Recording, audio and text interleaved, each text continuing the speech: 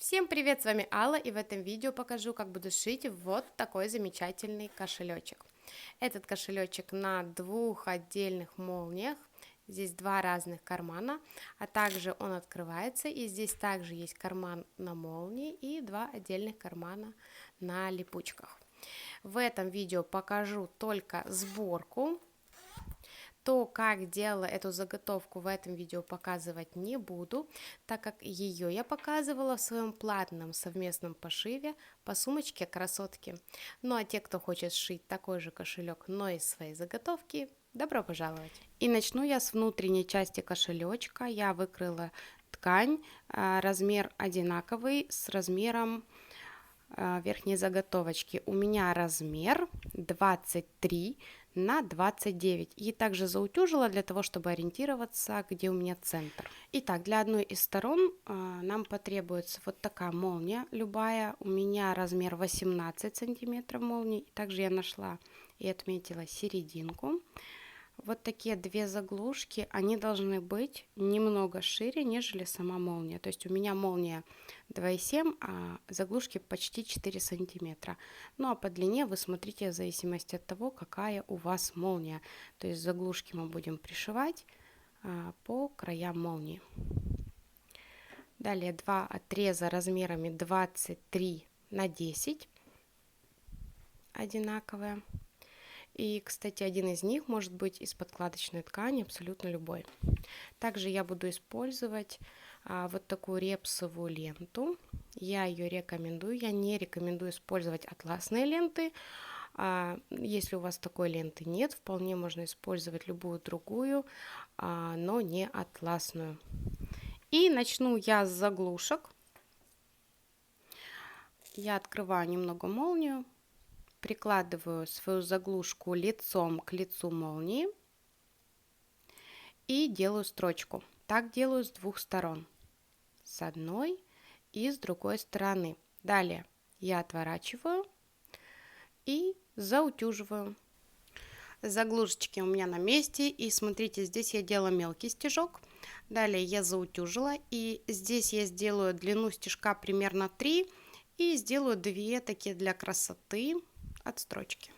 Молния у меня уже готова, и сейчас приступаю к самому кармашку. Размер вот этого отреза, еще раз напоминаю, 23 на 10. Я беру один, у меня здесь заутюжена середина, здесь у меня отмечена середина. Я совмещаю и совмещаю также срез молнии со срезом ткани. Беру второй, накладываю, также все хорошенечко совмещаю и прошиваю. Строчка готова, и сейчас я отворачиваю на одну сторону, все хорошенечко расправляю, обязательно проутюживаю и делаю отстрочку. Отстрочку буду делать длиной стежка 3 миллиметра. И на этом этапе я должна пришить липучку. Вот смотрите, у меня липучка на метраж, это ее ширина, и я примерно взяла 1,5 сантиметра. И сейчас я нашла опять же середину, отступила от среза 1,5 сантиметра и вот так нашью сюда липучку, но не прошивая 2, а прошивая только одну сторону, вот так. Липучка пришита, и мы уже на финише именно с этим карманом. Я совмещаю срезы. Беру репсовую ленту, накладываю. И смотрите, если у вас лента другой ширины, вы делаете немножко по-другому, меняйте свои размеры, следите за тем, чтобы на сгибе, то есть вот эта лента, карман не упирался в сгиб, то есть вот здесь должно быть место. Вот таким образом я делаю строчку здесь и здесь, то есть по двум сторонам ленты. Итак, одна сторона уже готова, и вот так это уже выглядит, кармашек. И смотрите, приступаем ко второй. Для этого я взяла вот такой отрезочек 20 на 23, то есть 23 это ширина, и заутюжила пополам. Также заутюжила еще раз пополам для того, чтобы определять середину. И смотрите, этот кармашек, он будет расположен вот так, то есть заутюженной стороной кверху. И с внутренней стороны я сделала вот такие отметки, то есть это середина и середина вот этой части. Отступила 1 сантиметр от края, и сюда я нашью свои липучки. Нашью вот таким образом. Липучки пришиты, и сейчас я лицом к лицу сложу и сделаю одну строчку. Деталь я закрепила, и далее я выворачиваю на лицо.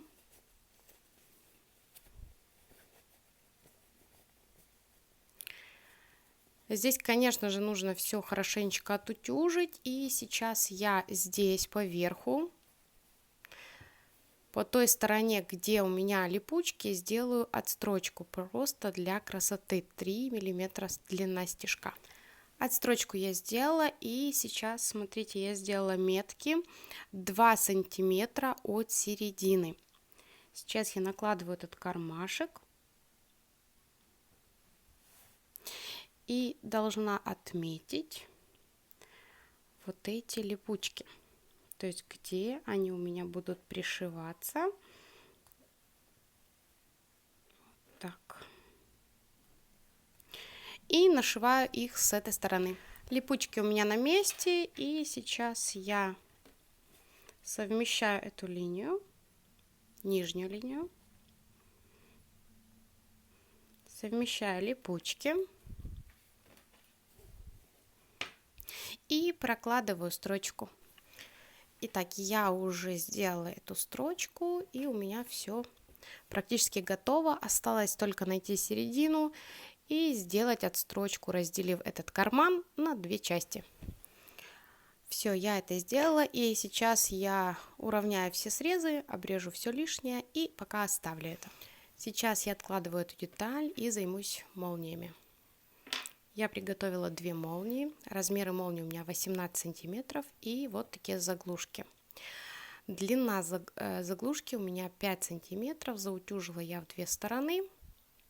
Ширина должна быть немножко с запасом, шире, нежели ваша молния. Заутюжила, вкладываю туда молнию и делаю строчку.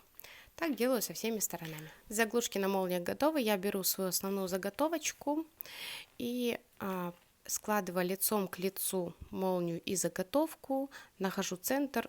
Центр у меня отмечен уже и на молнии, и на заготовке. Здесь на видео плохо видно.